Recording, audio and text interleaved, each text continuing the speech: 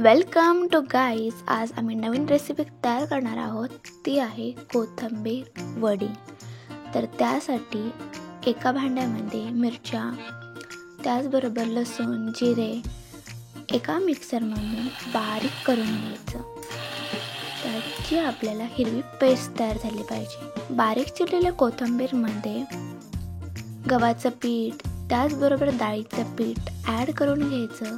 ओवा आणि तीळ टाकून घ्यायचे आणि त्याचबरोबर सगळ्यात मेन हळदसुद्धा टाकायची, जेणेकरून आपल्या पराठ्याला खूप चव येईल.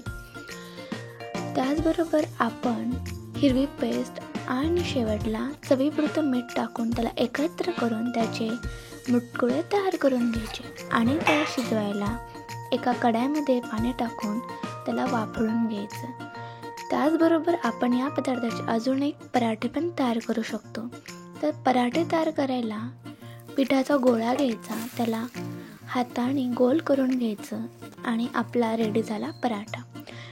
तेवढ्यातच हे मुटकुळे वाफळून घेतले, त्याला बारीक कट करून घ्यायचे, जेणेकरून आपण त्याच्यामध्ये तेल, मिरची टाकून त्याला एकदम व्यवस्थित परतून घेऊया.